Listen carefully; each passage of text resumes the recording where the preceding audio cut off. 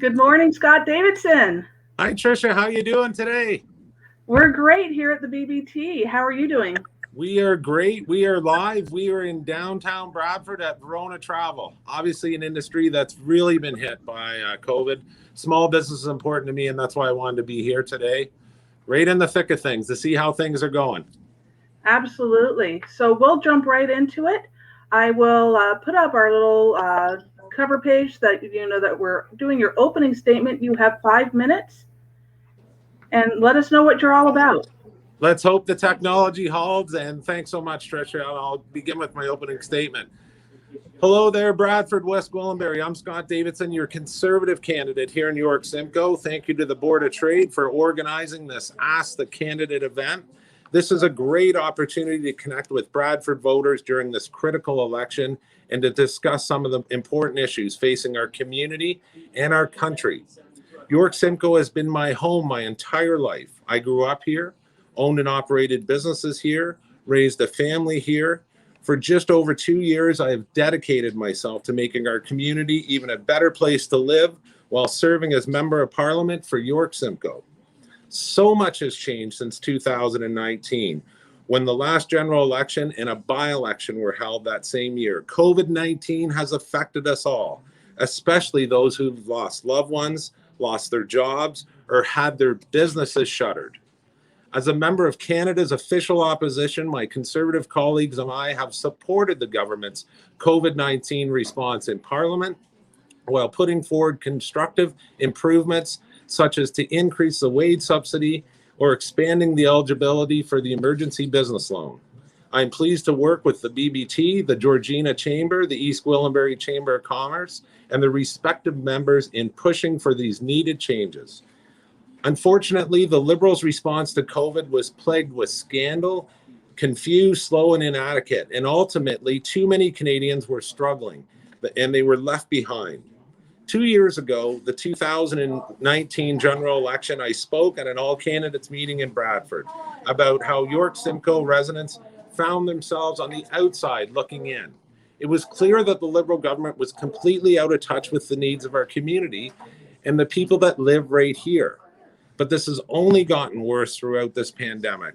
Backed by the NDP and the Greens, the Liberals have squandered Canadians' money without regard for the consequences, and worse, without helping those who need it most. This election is all about how we get Canada back on its feet, rebuild our economy, our jobs, and our way of life. Conservatives have a plan to secure the future, restore confidence, transparency, and accountability to government. Ensure Canada is never unprepared for a crisis again. We will secure jobs by recovering every one of the 1 million lost during the pandemic within a year. We will secure accountability by enacting a new anti-corruption law to clean up the mess in Ottawa. We will secure mental health through our Canadian Mental Health Action Plan. We will secure our country by creating a strategic stockpile of essential products and building capacity to manufacture vaccines at home. We will secure Canada's economy by balancing the budget over the next decade. This is a plan for all Canadians, including communities like ours that were forgotten by the Liberals. Canada's recovery plan contains meaningful measures that will make a real difference in the lives of Canadians. Not only will it get our economy back on track, it will focus on the issues Canadians care about, including those who live in Bradford and across York Simcoe. The Conservative plan will tackle climate change, protect our environment by funding initiatives such as the Lake Simcoe Cleanup Fund that was canceled by the Liberals. It will also prioritize reconciliation with First Nations communities, commit to increased health care funding, and make life more affordable for families, seniors, and students, and will support small businesses, farmers, and workers. I look forward to sharing more about Canada's recovering plan and the many ways it will help make a real difference in the lives of Canadians, including those who live in Bradford, East Gwillimbury, Georgina King, and the Chippewas of Georgina Island First Nation. Thank you. Hey, you're back. You're back. That was great. So thank you so much for letting us know what your platform is, and we'll get right into the questions. Our questions were submitted by the public from Bradford, West Gwillimbury, and the issues that mean the most to them. So the question will pop up on your screen. You'll be able to read it, and you will have 3 minutes to then answer the question. Thanks, Tricia. You're welcome. Looking forward to it. A national universal dental care and pharmaceutical program has been proposed for those without insurance. Where do you stand on the issue? Explain your decision and how you would fund such a program. Well, thanks for the question. You know, as we know, healthcare is one of the top issues in York Simcoe. I've been hearing it at the doors with everyone. And, you know, first I want to touch on healthcare, Tricia. Just what I'm hearing at the doors from people, a lack of doctors. And this is a big concern. York Simcoe is one of the only, you know, ridings in Canada, believe it or not, without a hospital. And when I knock on doors now, people talk about dental care, but they also say, Scott, before we spend $16 billion on dental care a year, I would really like to have a doctor. And I would like to have a hospital in York Simcoe. So Canada's Conservatives, as far as healthcare goes, we've committed to increasing healthcare transfers $60 billion over the next 10 years. And we have a great mental health plan that is going to cover employee benefits plan, boost their coverage by offering a tax credit for 25% of additional mental health coverage for the first 3 years. We are going to improve long-term care homes by devoting $3 billion to renovate long-term care homes to improve the care that residents receive. And another important healthcare issue as well, we are going to address the opioid crisis by investing $325 million over the next 3 years to create 1,000 residential drug treatment beds and build 50 recovery community centers across the country by partnering with the province to ensure that all the Neo6 kits are available for free across Canada, and by reorienting the Canadian drug and substance and strategy towards ensuring that every person struggling with addiction has the opportunity to recover. Sorry, I think I just lost you on there. There we go. You're back. I'm here. You're actually going a little faster than we were anticipating, but that's great. You're answering the questions. Now, you did actually touch on our second question, so I'll just pop it right up and you can get right into it. The need for mental health care has increased dramatically over the pandemic. High cost and incredibly long wait times are deterrents to those needing care. Where do you stand on a national program to support Canadians? You know, Tricia, we know with COVID-19, you know, Canadians have seen mental health problems increase throughout this pandemic. And that's why we are focused, Canadians Conservatives, on, for example, a mental health 3-digit hotline. That is very important. We have to recognize the struggles that people have had throughout this pandemic, small business owners, families. So again, on the mental health, we are going to cover employee benefits plan to boost their coverage by offering a tax credit of 25% of the cost of additional mental health coverage for the first 3 years. This is something that is incredibly important as well. Again, the 3-digit number that we have proposed for mental health. We have a plan for mental health, and you know, this was an election that no one really wanted, Tricia. We're in it now, and we have a plan. We've been thinking about a plan, and mental health is one of our top 5 priorities in our party platform. Fantastic. Thank you so much. Our next question is regarding the COVID national passport system and what you think of it. Here, I'll pop it up on the screen for you. Are you in favor of a national COVID passport system? Please explain your position. Okay, this is a very important question, very pertinent right now. I am vaccinated. My family is vaccinated. I encourage all Canadians to get vaccinated. Tricia. And, but we also have to respect the health choices of Canadians, and we have to provide rapid testing where, there's people that don't want to, get vaccinated for health reasons, the vulnerable, and other reasons. We have to be compassionate with people who are unable or currently unwilling to get vaccinated. Right now we see the Prime Minister dividing people. It becomes us versus them. And, I've had people come into my office, Tricia, over the last number of weeks that have said to me, Scott, I'm having my first baby and I don't feel comfortable getting the vaccine now. And that's a health choice that they are going to make. They want to protect themselves with masks. They're willing to do a rapid test. So we have to show compassion right now for Canadians, not divide Canadians.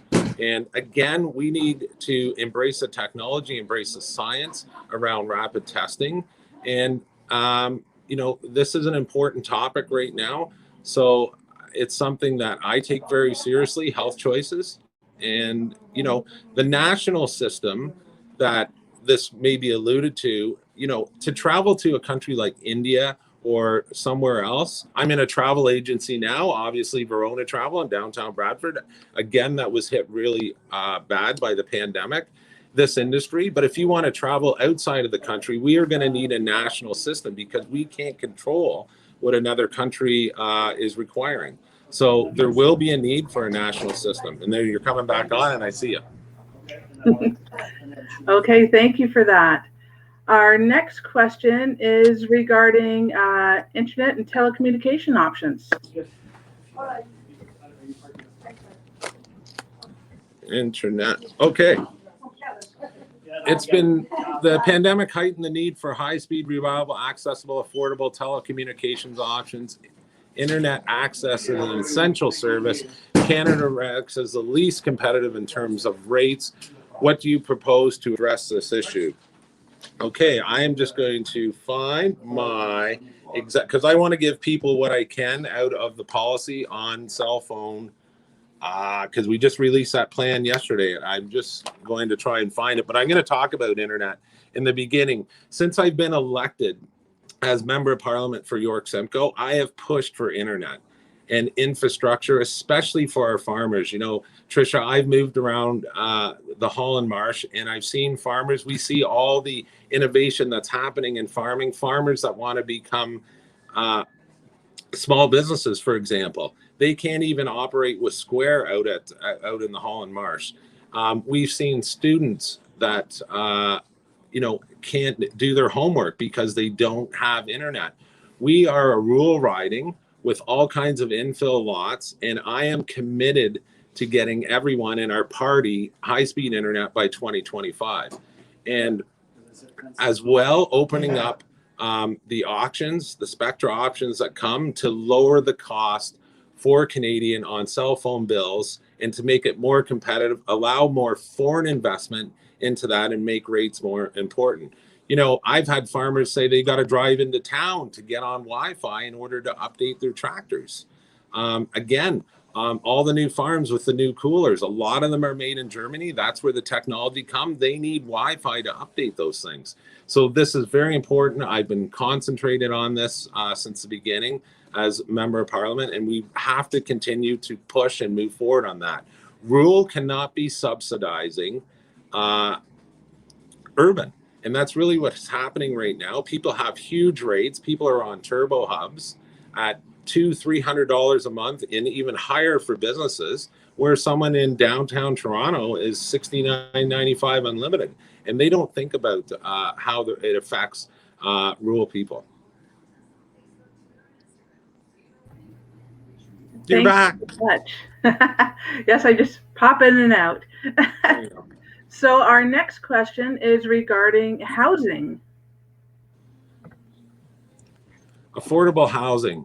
Where do you see as your FEPA representative to address the skyrocketing costs of homes, the lack of affordable housing, and rental options?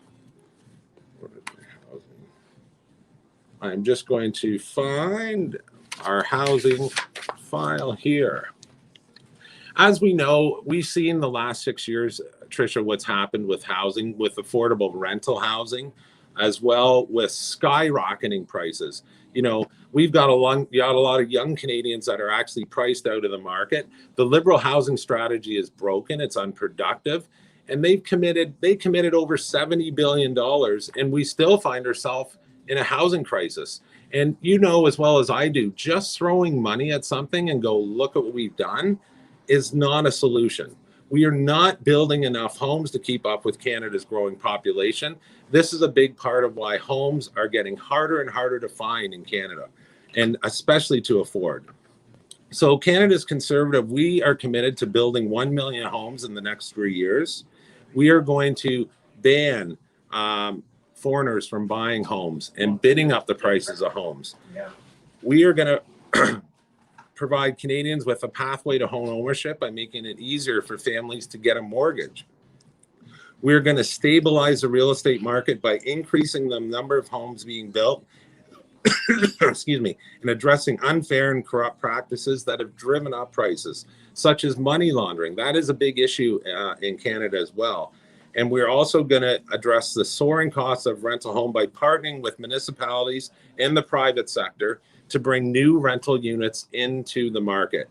And we are also going to free up 15% of federal real estate to get some of those projects done immediately. I think, we need action now in Canada. And I think this is what this unneeded election has become, is it's been a lack of action for 6 years. So this is something we are steadfastly focused on. Tricia. Thank you so much. Our next question is regarding the COVID recovery.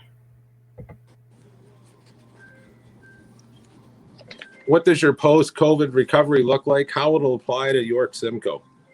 Well, we have to get our economy back on track. That is paramount to get out of this crisis. And Canada's recovery plan will recover 1 million jobs. We are committed to that as a party. And we are, I've always said I've been the MP for everyone, and I'm the MP for everyone. We have to look at every sector right now, Tricia. We are going to introduce the Canada Job Surge Plan to get Canadians back to work. And Conservative government will pay at least 25% of the salary of new hires for the next 6 months for the CEWS expires, and cover up to 50% of the salary for those who have been unemployed for 6 months or more. We are going to launch the Rebuild Main Street tax credit. And here I am right now on Main Street. Alfie's going to love this one. That will provide a 25% tax credit on amounts up to $100,000 that Canadians personally invest in a small business over the next 2 years. And as an expanded Main Street business loan that will help businesses struggling due to COVID-19 with up to 25% forgiven depending on the company's revenue. We are going to support the hard-hit sectors affected by COVID-19 by eliminating the ever-increasing alcohol excise tax, providing a 50% rebate to patrons, encouraging Canadians to get out and dine. We are going to encourage Canadians with a Canadian travel with a 15% tax credit next year. We'll also support the airline industry and charities who have not been able to operate like normal. And again, in a travel agency, that program is so important. We are going to support workers by introducing a $1 an hour raise for working Canadians, provide financial security for gig and workers, and promoting new training and initiatives for workers. And we have a plan. And again, Tricia, our plan, we've been working on it the last 2 years. Again, we didn't want this election. It's a 165-page document. I encourage all Canadians to have a look at it online. We are going to get Canadians back to work. We are going to help those small businesses that have been devastated and quite frankly missed. And I can speak of some here. I opened a lot of new businesses with the BBT right before the pandemic hit. And all those businesses like 9 Rounds gyms, various restaurants, because they just opened, they were hit. And, they didn't get any of the wage subsidy. They didn't get the rent subsidy. They weren't weren't allowed to qualify for these subsidies. And you know, when you buy a business, it's like buying a house. You put the final $1,000 to pull your dream together.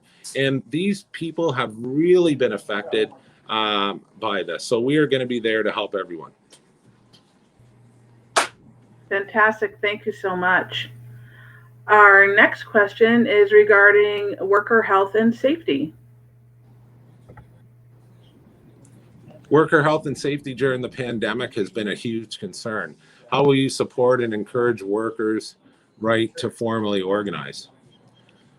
Workers' rights are paramount. And, you know, workers' rights, right through this pandemic, we've been focused on keeping Canadians safe as far as, you know, mask wearing, all these sorts of things that go with workers' rights.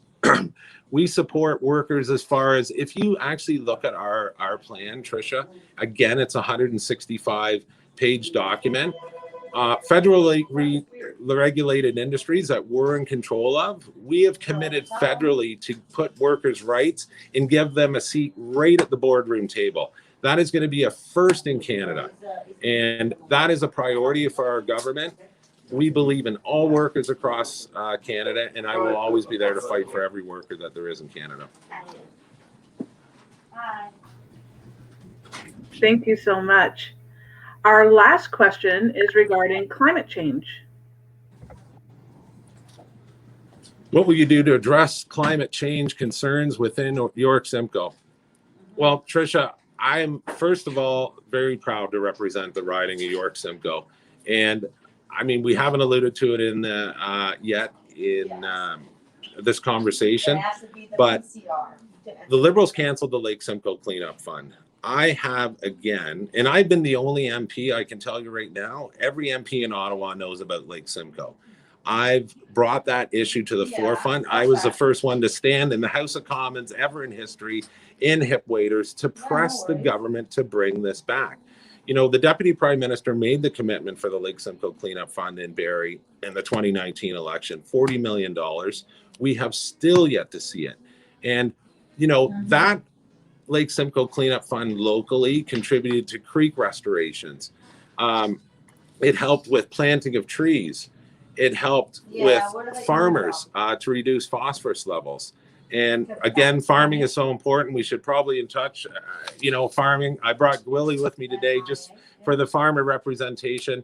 And I'm also proud to say I introduced a plastic waste bill in the House of Commons, Bill C-204, that I was proud to do.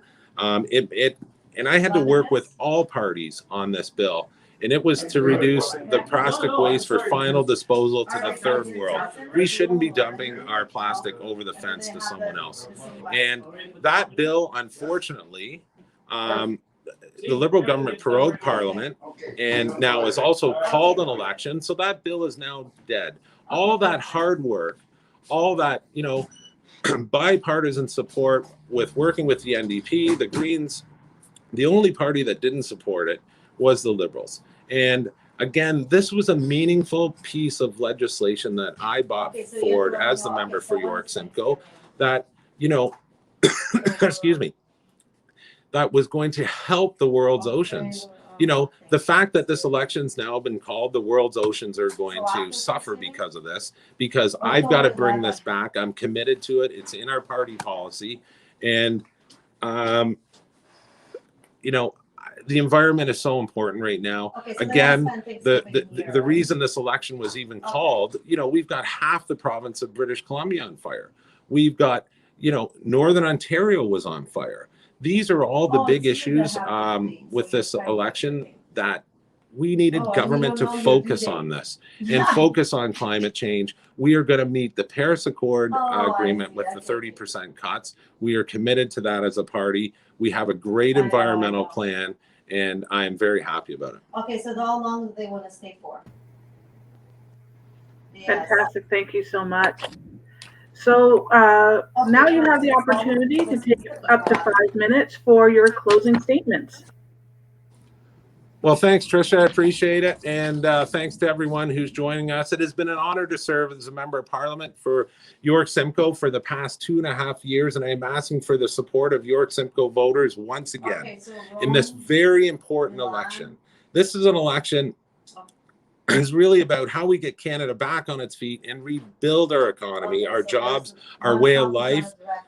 There is a simple choice. Canada's Conservatives will focus relentlessly on jobs, wages, and getting Canada's economy and finances back on track as quickly as possible.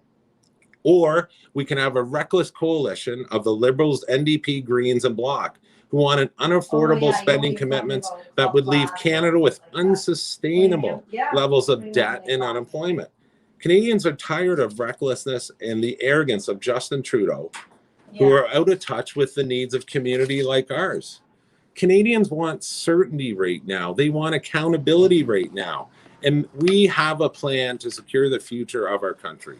I am confident that our plan, Canada's recovery plan, will make a real meaningful difference in the lives of York Simcoe residents and Canadians right across Canada from coast to coast to coast.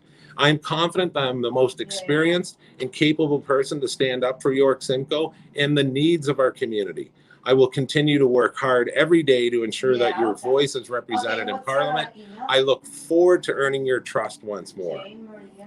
You know, I'm always excited, Tricia. I believe our best days are still ahead. I've seen that in Bradford, West Gwillimbury. We can ensure that our country is a better place to live for our children and our grandchildren. On September 20th, vote to secure the future.